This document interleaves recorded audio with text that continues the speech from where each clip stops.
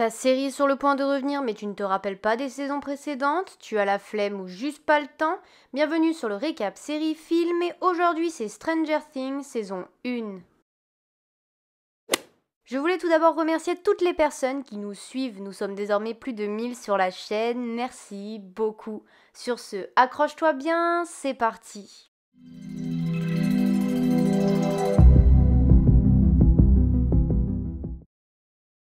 Dans la nuit du 6 novembre 1983, dans le laboratoire Dawkins dans l'Indiana, un scientifique est attaqué et disparaît. En même temps, 4 garçons jouent à Donjons et Dragons dans la cave de Mike. Il est temps de partir. Lucas et Dustin, qui habitent plus près, rentrent chez eux et laissent donc Will seul. Sur la route, il entend un étrange bruit et tombe de son vélo. Il se précipite chez lui, persuadé d'être poursuivi. Mais sa maison est vide, son frère et sa mère étant au travail. Il aperçoit une étrange silhouette et tente d'appeler la police, mais la ligne est coupée. Il se réfugie alors dans la cabane du jardin où est rangé un fusil. Mais Will disparaît de la cabane quelques secondes après.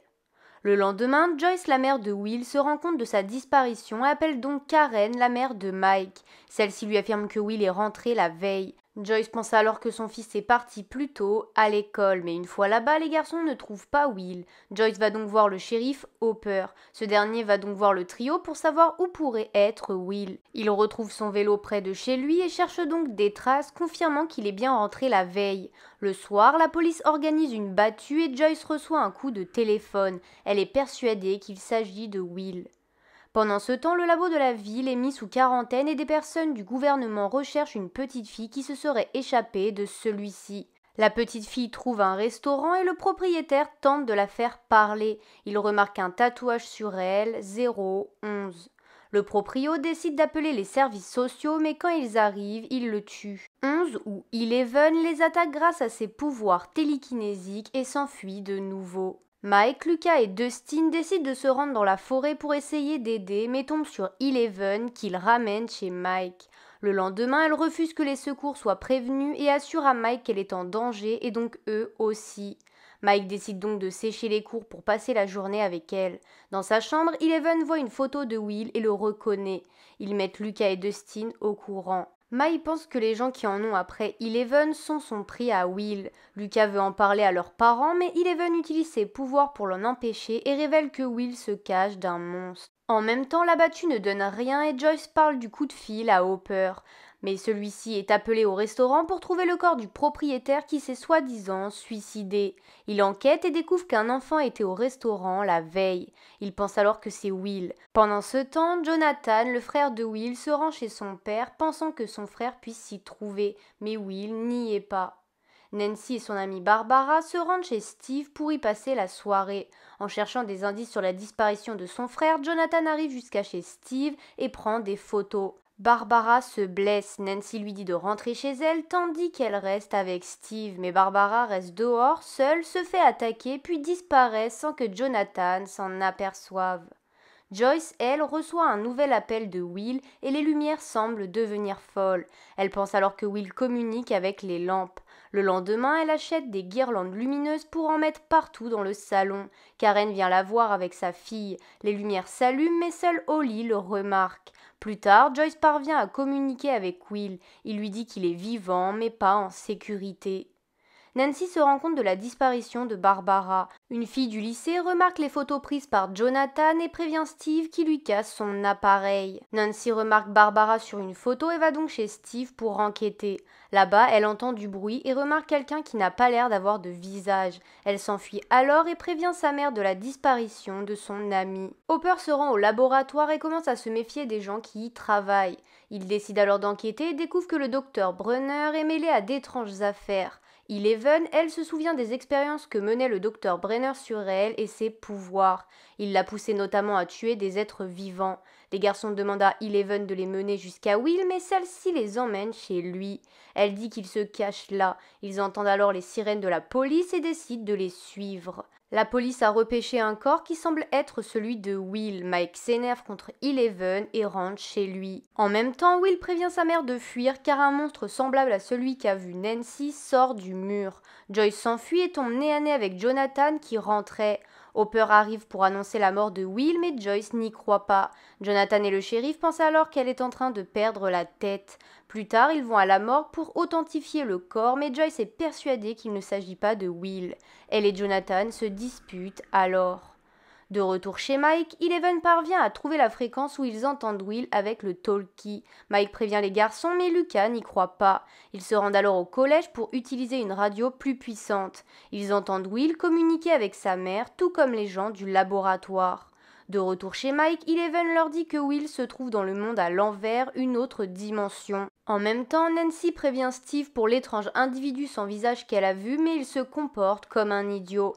Elle remarque la créature sur la photo de Jonathan et va donc le voir pour lui en parler. Jonathan la croit, la description étant la même que celle de sa mère. Joyce, elle, ne sent plus la présence de Will. Lonnie lui dit d'aller voir un psychologue, mais après les funérailles, elle se rend compte que son ex-mari n'est revenu que par intérêt. Elle le met alors à la porte. Pendant ce temps, Hopper découvre que le corps de Will est un faux et va donc au labo pour s'introduire à l'intérieur. Il se débarrasse de ceux qui le remarquent, découvre une cellule d'enfant et également un portail menant à l'autre dimension.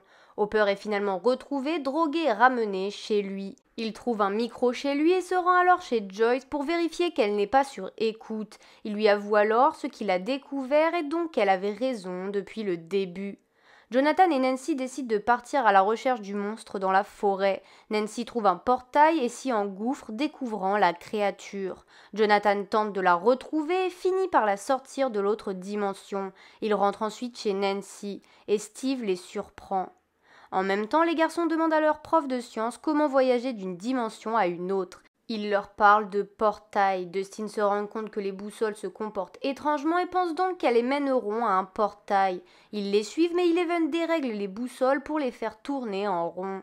Lucas s'en rend compte et se dispute avec Mike. Eleven assomme Lucas avec ses pouvoirs. Il s'en va après avoir repris conscience tandis que Eleven a disparu. Le lendemain, Eleven n'est pas rentrée et Nancy pense que Will et Barbara se trouvent là où elle était. Pensant que le monstre détecte le sang, elle souhaite le piéger. Nancy et Jonathan vont alors faire des emplettes. Ils croisent Steve et ses amis. Jonathan et Steve se battent. Nancy et Jonathan sont alors emmenés au commissariat tandis que les autres s'enfuient. Steve se dispute avec ses amis. Pendant ce temps, Hopper et Joyce rendent visite à Terry Eves qui a accusé le docteur Brenner de lui avoir volé sa fille car elle avait des pouvoirs. Mais Terry ne parle plus et sa sœur leur avoue que le docteur Brenner avait fait des tests sur Terry alors qu'elle était enceinte. Mais elle a fait une fausse couche et donc sa fille est morte.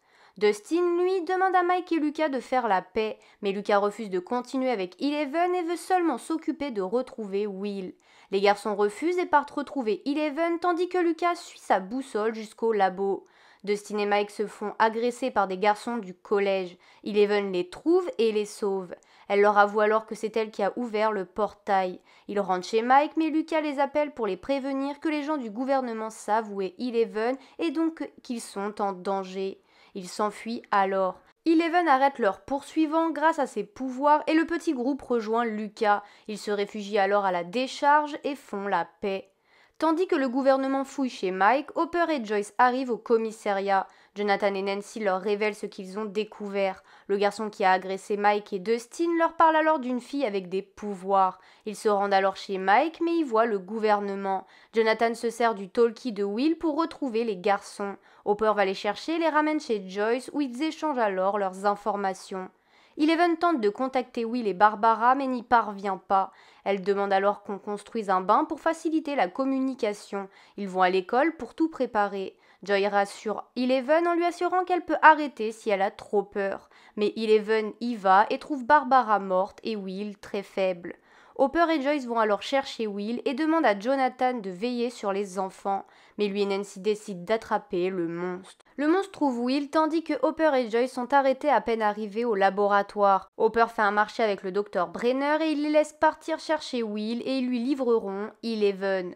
Hopper et Joy se rendent donc dans l'autre dimension et le gouvernement arrive au collège pour récupérer Eleven. Pendant ce temps, Jonathan et Nancy ont posé tous les pièges et attirent le monstre avec leur sang. Mais Steve arrive pour s'excuser. Il tente de le faire partir, mais le monstre arrive. Après qu'il ait disparu sans que les pièges s'actionnent, Steve tente de partir, mais le monstre revient. Ils portent alors secours à Jonathan et ils parviennent à piéger le monstre. Ils l'enflamment, mais le démon Gorgon disparaît de nouveau.